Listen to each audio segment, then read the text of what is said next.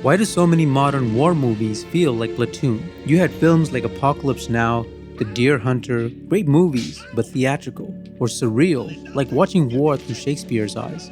The Green Berets, Patton, Tora Tora Tora were even more stylized. Clean uniforms, rousing speeches, it's like watching Captain America or Batman beat the pulp out of the enemy in the jungles of Vietnam. There were directors in the past with military backgrounds. Oliver Stone fought in Vietnam as a frontline infantry soldier. Platoon was the first film to be made by someone who actually was there. The experience would have been painful to relive. Stone wrote the script and then uses the camera as scathingly as his pen. You're immediately dropped into the middle of a place that feels chaotic and very loud. You're stuck in it, which is a point of view you never got before in Hollywood.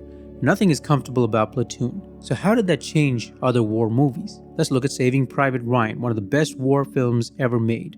But if you watch it right after Platoon, you'll start seeing the same movie. The handheld camera, the compositions, the dirty, sweaty close-ups, the way characters are introduced so you remember them as people. The brutality isn't stylized, it's thrown at you before the first popcorn drops. Makes you regret buying it. What I absolutely love about Platoon are the characters and acting. It's a masterclass on how to make every character sing. Every soldier has a personality, even if they're only on screen for a few scenes. Before this, most war films didn't bother. Stone changed that. Now every war movie tries that. Some succeed, many still don't. Shows you how hard it is. Guess who the cinematographer is? Robert Richardson. Some of the shots are glorious, too pretty, just before things become ugly and random. You have handheld cameras and an oppressive, claustrophobic jungle. It's very similar to Aguirre, The Wrath of God in some aspects, but with poetic glamour. In contrast to the wide shots, you have tight close-ups of all the characters. Faces to be remembered, personalities that were lost and forgotten. The balance between wides and close-ups are great. Sometimes movies use a lot of close-ups to save money, and it shows, but Platoon feels as rich and immersive as Saving Private Ryan. The close-ups don't flatter the actors. You see how young they are, how scared, how tired. There's a reason they're tired. Stone had the cast go through actual boot camp before filming. 30 days in the jungle, digging foxholes, getting fake ambushed at night, barely eating or sleeping, just pure misery.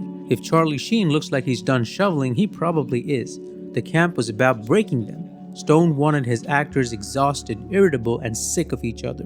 And honestly it shows. The way they hold their weapons, the way they move, that fed up look in their eyes, the I've had enough energy. Bob, I got a bad feeling on this one, all right? Get back in your foxhole. I don't think I'm gonna make it out of here. Everybody gotta die sometime, Red. When Platoon came out, none of these guys were huge stars. Sheen had just started out, Defoe was respected but unknown to most people. Berenger usually played good guys. Depp was a background actor. Kevin Dillon, Forrest Whitaker, same deal. They were unfamiliar enough to not bring baggage. Might as well have been real soldiers. You believe they've been in the jungle too long. You believe they'd shoot each other just to get some sleep. A lot of them blew up after the film. Whitaker won an Oscar years later. Depp turned into whatever version of Johnny Depp you're into. Defoe became the Green Goblin. And they're all captured spectacularly with a telephoto lens. There's also wide shots with telephoto lenses. This compresses the jungle and brings it in, makes it look like it's swallowing everyone. It's always around you in the worst possible way. Combine that with low lighting, usually backlit, and you're sometimes lost in all the madness, just as those men are. The 180-degree rule doesn't apply here, and the chaos is complete. You have no idea who's firing at whom, from where. And then there's the sound. A lot of war films are loud. Guns, explosions, helicopters, noise all the time, and to be honest, a lot of people go to the movies to experience that. But Platoon does something different, very different in its sound mixing. Let me play this for you and maybe you can tell.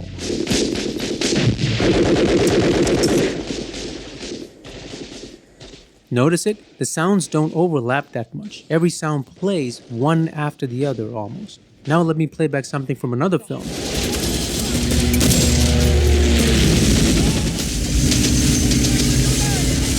And here's Platoon again. See the difference? While watching the film, I realized this choice allows us to focus better on the actors, what they're saying, and also to follow the action. The dialogues aren't drowned out, and every bit of gunfire or bomb has its moment. Yet, it's all mixed in a way that doesn't feel out of place, just masterful. It's part of why Platoon won the Oscar for Best Sound. You can never tell what sounds are important And that's exactly how soldiers describe the experience, never knowing if a bird call is a bird or something else. They talk a lot about fragging in Platoon, and that was a real problem towards the end of the war. By the end of it, you just couldn't tell who did what. Most war movies use music to tell you how to feel. Here comes the sad strings, here comes the hero cue. Platoon is totally different. In a key moment of betrayal, all you get is this. Samuel Barber's Adagio for Strings is mournful and not patriotic, a funeral song that was played on the deaths of important people like Franklin D. Roosevelt, Albert Einstein, Grace Kelly, and so on. I place the feeling as somewhere between pure grief and just being tired. Today the piece is closely tied to Platoon. Some people think it was written for the film, but it might as well have been. It's now almost impossible to hear the music and not think of the faces in the movie. Platoon never lets up. It doesn't try to balance the horror. It's hard to explain just how influential this approach was. After Platoon, war movies couldn't just be action scenes stitched together with patriotic speeches. Is there any part of war this movie doesn't tackle head-on? There's a leader who isn't taken seriously, two different worldviews, racism, fragging, substance abuse, the collapse of morality under pressure, it's all in there. The Thin Red Line picks up this thread. Where Platoon shows you how war tears people down, The Thin Red Line asks why war exists at all. Malik's characters are trying to figure out how a world so full of beauty can also produce this much violence. It's almost like a sequel. Both films are allergic to heroism, no grand hurrahs, just survival and sometimes not even that.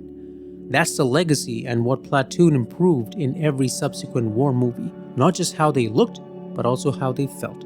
Subscribe, and if you haven't already, please watch my film A Count of 10 on Amazon Prime. Link is in the description.